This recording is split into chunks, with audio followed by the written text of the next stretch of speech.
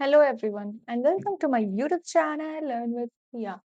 So हमें आज की क्लास में पढ़ना है कि शेयर ट्रांसफर और शेयर ट्रांसमिशन में क्या डिफरेंस है, क्योंकि हमने अभी तक शेयर ट्रांसफर को देखा है कि शेयर ट्रांसफर क्या होता है, उसके प्रोसीजर्स को देखा। ठीक है, और एक छोटा सा पॉइंट भी हमने देखा नोटिस किया था कि SH4 क्या होता है। ठीक है, तो वही चीज़ आज हम ये डिफरेंस देखेंगे कि शेयर ट्रांसफर और शेयर ट्रांसमिशन में क्या डिफरेंस है। ठीक है, क्योंकि दोनों का काम तो एक ही जैसा दिख रहा है, ट्रांसफर और ट्रांसमिशन, पर इसमें डिफरेंस क्या है कि हम इसको मतलब दो नामों से जानते हैं। ठीक है, तो चलिए स्टार्ट करते हैं कि शेयर ट्रांसफर और शेयर ट्रांसमिशन क्या होता है। सबसे पहले हम बेसिस पे देखेंगे मीनिंग, मतलब क्या होता है, मीनिंग क्या होती है शेयर ट्रांसफर की और शेयर ट्रांसमिशन की। शेयर ट्रांसफर मतलब when a share holder voluntarily gives his share to another person। voluntarily मतलब क्या, मैंने इसीलिए हाईलाइट किया कि voluntarily मतलब क्या होता है। वॉलंटरीली मतलब होता है कि जब आप अपना शेयर किसी को अपनी मर्जी से देते हो, अपनी इच्छा से देते हो, ना कि किसी के कहने पे। मतलब कि आप किसी को अपना शेयर इसलिए नहीं ट्रांसफर कर रहे हो क्योंकि लॉ आपको फोर्स कर रहा है, या फिर कोई मतलब किसी भी अदर रीजंस की वजह से नहीं। आप खुद के मन से देना चाहते हो, आप खुद चाहते हो कि वो शेयर मैं सेल करूं, वो शेयर्स को मैं गिफ्ट करूं या किसी को सेल करूं या कोई मेरा शेयर को परचेज करे। तो जब आप खुद की इच्छा से कोई शेयर को ट्रांसफर करते हो, तो उसे शेयर ट्रांसफर कहते हैं। इसीलिए इसे कह रहा है कि when a shareholder voluntarily gives his share to another person. मतलब जब शेयर होल्डर क्या करता है, अपने शेयर को खुद की मर्जी से ट्रांसफर करता है, खुद की मर्जी से बेचता है किसी अदर पर्सन को, तो उसे हम क्या बोलते हैं, share transfer. It is a deliberate act by the share holder. Deliberate का मतलब खुद के मन से करना, जानबूझकर या फिर खुद की मर्जी से। ठीक है, तो अगर कोई भी चीज हम जानबूझकर या खुद के मन से करते हैं, तो उसे हम बोलते हैं शेयर ट्रांसफर। तो ये कैसा एक्ट है, एक डेलिब्रेट एक्ट है जो कि किसके द्वारा किसके थ्रू किया जाता है, शेयर होल्डर। शेयर होल्डर कौन, जिस जो शेयर को बेच रहा है। शेयर होल्डर अभी कौन है, जो शेयर को बेच रहा है। जो शेयर को बेच रहा है वो शेयर होल्डर है, उसने शेयर को होल्ड करके रखा है, इसीलिए उसे शेयर होल्डर बोलते हैं। और जो ये एक्ट कर रहा है उसे क्या कर रहे हैं, डेलिब्रेट एक्ट। मतलब ये खुद के मन से कर रहा है, उसे खुद मन कर रहा है कि वो अपना शेयर क्या करे, ट्रांसफर करे। तो ये होता है मीनिंग कि when a shareholder voluntarily gives his share to another person, it is a deliberate act by the shareholder. Shareholder क्या है, एक वॉलंटरली करता है, खुद के मन से शेयर को ट्रांसफर करता है किसी अदर पर्सन को। ये एक डेलिब्रेट एक्ट है जो कि किसके थ्रू किया जा रहा है, शेयर होल्डर के थ्रू। ठीक है, अब हम देखते हैं शेयर ट्रांसमिशन क्या होता है। शेयर ट्रांसमिशन हम किसको कहते हैं, when a shares passes to another person automatically due to law happens because of death etc। मतलब कि ट्रांसमिशन, ट्रांसफर तो हमने देखा कि वो खुद शेयर होल्डर दे रहा है। ठीक है, ट्रांसमिशन क्या होता है, यहाँ शेयर होल्डर जिसने शेयर होल्ड करके रखा है, वो शेयर ट्रांसफर नहीं करता है। यहाँ पे लॉ के थ्रू होता है। लॉ के थ्रू ऑटोमेटिकली कोई चीज, जैसे कि हम नॉमिनी कैसे बनाते हैं, मान लो कि मैंने कोई भी अपना कोई भी शेयर खरीद रखा है, या कंपनी में जो भी मेरा प्रॉफिट है या वो है। तो अगर मान लो मतलब अगर जो शेयर होल्ड करके रखता है, अगर उसकी डेथ हो जाती है, तो उसकी जगह पे जो नॉमिनी होता है, मतलब उसका जो नाम दिया रहता है नॉमिनी में, कि अगर मुझे कुछ हो भी जाता है तो मेरा प्रॉफिट, मेरी जितनी भी चीजें हैं, मेरे नॉमिनी को दे देना, मतलब मेरी जगह पे उसको दे देना। तो वैसे ही यहाँ पे शेयर ट्रांसमिशन होता है कि अगर जो शेयर होल्डर है, ठीक है, अगर उसको कुछ हो जाता है, उसकी डेथ हो जाती है या इंसॉल्वेंसी हो जाता है, कोई भी चीज़ हो जाती है, जिसकी वज़ह से अब वो क्या कर कंपनी में कंटिन्यू नहीं कर सकता है या जो भी चीज़ें हैं, तो उसकी जगह पे हम किसको दे देते हैं? उसकी नॉमिनी को। उसका शेयर जो है ऑटोमेटिकली लॉ के थ्रू क्या हो जाता है? पास कर दिया जाता है। यहाँ पे कुछ भी सेल नहीं होता है, यहाँ ऑटोमेटिकली पास हो जाता है थ्रू अ लॉ। ठीक है? यहाँ शेयर होल्डर देता है, यहाँ लॉ देता है। ठीक है, कानून जो एक ऑटोमेटिकली चीजें ये बनाई गई हैं कि अगर आपको कुछ भी हो जाएगा, आपकी डेथ हो जाएगी, तो मैं अब आपका शेयर क्या करूंगा, ट्रांसफर कर दूंगा आपके नॉमिनी को। ठीक है, तो ये होता है ट्रांसमिशन। मतलब when share passes to another person automatically due to law happens because of death, insolvency, ये सब चीजें होती है, तो हम उसे क्या बोलते हैं, शेयर ट्रांसमिशन। ठीक है, तो शेयर ट्रांसफर और शेयर ट्रांसमिशन में क्या है कि ये खुद के मन से देता है शेयर होल्डर, और यहाँ ऑटोमेटिकली लॉ के थ्रू दिया जाता है, यहाँ शेयर होल्डर नहीं देता है। यहाँ पे कुछ रीज़न्स होते हैं जिसकी वज़ह से ऑटोमेटिकली इस शेयर को पास कर दिया जाता है। फिर आता है डॉक्यूमेंट रिक्वायर्ड। शेयर ट्रांसफर करने के लिए हमें क्या-क्या डॉक्यूमेंट्स चाहिए होते हैं? क्योंकि अगर हम ऐसे ही शेयर ट्रांसफर तो नहीं करेंगे ना, तो मैं चाहती हूँ अपना शेयर बेचना किसी को और मैं जाके ऐसे बोली ठीक है तो मेरे शेयर ले लो और ले ली। नहीं, उसके लिए भी कुछ डॉक्यूमेंट्स चाहिए होते होंगे, कुछ कागज़ चाहिए होता होगा। तो क्या-क्या डॉक्यूमेंट्स चाहिए होते हैं? शेयर ट्रांसफर डीड जैसे हम SH4 का फॉर्म भी होता है, जिसे हमें चाहिए होता है।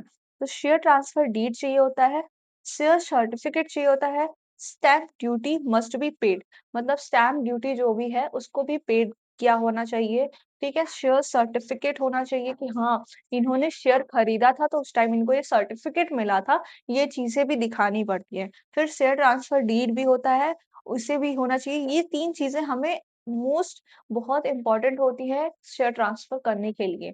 ये सारे डॉक्यूमेंट्स अवेलेबल होने चाहिए।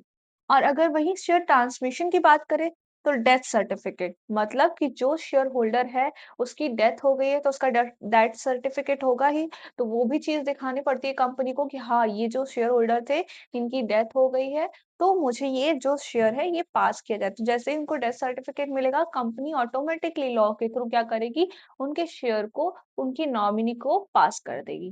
तो इसलिए डेथ सर्टिफिकेट होना चाहिए, सक्सेशन सर्टिफिकेट होना चाहिए, स्टैम्प ड्यूटी की ज़रूरत यहाँ नहीं होती है, ठीक है? यहाँ स्टैम्प ड्यूटी की ज़रूरत नहीं होती है, लेकिन ट्रांसफ़र में स्टैम्प ड्यूटी की ज़रूरत होती है।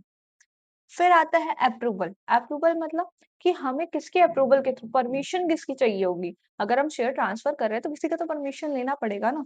तो यहाँ पे बोर्ड ऑफ डायरेक्टर का परमिशन लेना पड़ता है। यहाँ पे बोर्ड ऑफ डायरेक्टर अगर परमिट करेगा कि हाँ, आप अपना शेयर ट्रांसफ़र कर सकते हैं, तभी आप अपना शेयर ट्रांसफ़र करेंगे। ठीक है? पर यहाँ पे किसी के भी अप्रूवल की ज़रूरत नहीं पड़ती है। यहाँ पे सिर्फ़ वेरिफ़िकेशन होता है लीगल डॉक्यूमेंट्स का। मतलब कि अगर हमने डेथ सर्टिफ़िकेट दिया है, तो वो लीगल है कि नहीं? कहीं ऐसा तो नहीं उन्होंने गलत सर्टिफ़िकेट या डॉक्यूमेंट बनवा के मुझे दे दिया हो? नहीं। तो कंपनी ये चीज़ को वेरीफ़ाई करती है कि जो डॉक्यूमेंट मिला है वो लीगल है या नहीं। उसके बाद से जैसे ही उसे पता चलता है कंपनी को कि ये डॉक्यूमेंट जो दिया गया है, ये लीगल है, उसके बाद से वो ऑटोमेटिकली वो क्या करती है शेयर को ट्रांसमिशन मतलब वो ट्रांसफर कर देती है, पास कर देती है। तो इसलिए यहाँ पे किसी भी अप्रूवल की ज़रूरत नहीं है बोर्ड ऑफ डायरेक्टर की, यहाँ पे सिर्फ जो डॉक्यूमेंट्स हैं वो लीगल होने चाहिए। फिर आता है कंसिडरेशन जिसे हम मनी कह सकते हैं।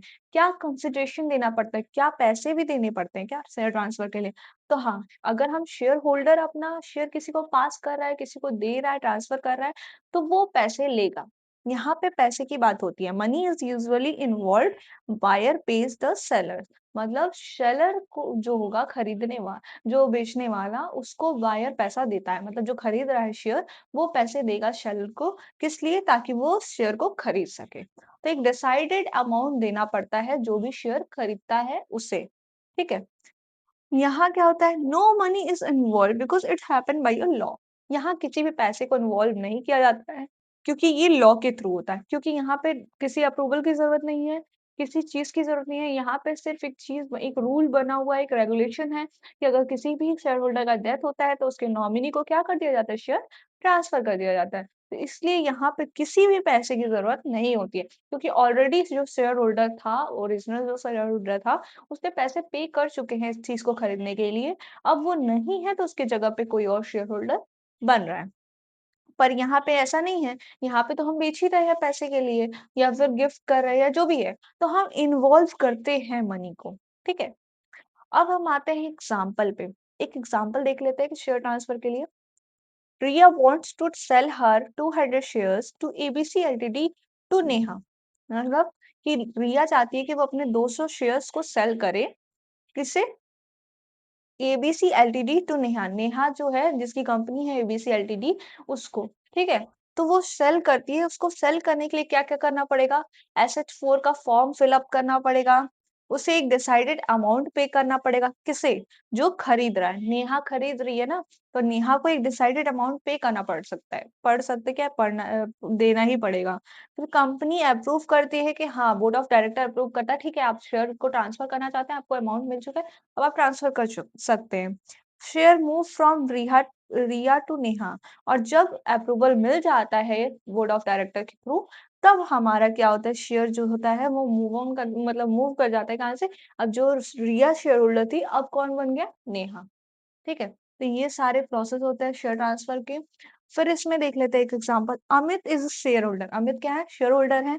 किस कंपनी की? वाईज़ेड एलटीडी के। लेकिन इनकी डेथ हो जाती है, इसलिए इनका अब नॉमिनी कौन था? इनका बेटा था जिसका नाम अर्जुन है। अब उससे ये उनका शेयर होल्डर किसे मिल जाता है? अर्जुन को मिल जाएगा। और क्या देना पड़ेगा? तो अमित का डेथ सर्टिफिकेट कि हाँ, वो मर चुके हैं, उसका डेथ सर्टिफिकेट और एक सक्सेशन सर्टिफिकेट लगता है। ये दोनों सर्टिफिकेट देने के बाद से क्या होता है, लॉ के थ्रू क्या कर दिया जाता है, शेयर को पास कर दिया जाता है। किसे? उनके बेटे अर्जुन को। ठीक है? तो ये होता है शेयर ट्रांसमिशन, ये होता है ट्रांसफर और ट्रांसमिशन। ठीक है? यहाँ वॉलंटरीली होता है, यहाँ पे इनवॉलंटरीली। मतलब यहाँ खुद के मर्जी से दिया जाता है, यहाँ किसी की मर्जी से नहीं दिया जाता है, यहाँ लॉ के थ्रू होता है। यहाँ पे ये सारे डॉक्यूमेंट्स चाहिए होते हैं। यहाँ पे किसी भी अप्रूवल की ज़रूरत नहीं होती है, पर यहाँ अप्रूवल की ज़रूरत होती है। ये मनी को इन्वॉल्व करता है, ये मनी को इन्वॉल्व नहीं करता है। तो ये सारे थे डिफरेंस हमारे शेयर ट्रांसफर और शेयर ट्रांसमिशन के। होप सो आपको समझ में आया हो। समझ में आ गया? सब्सक्राइब करें। Thank you.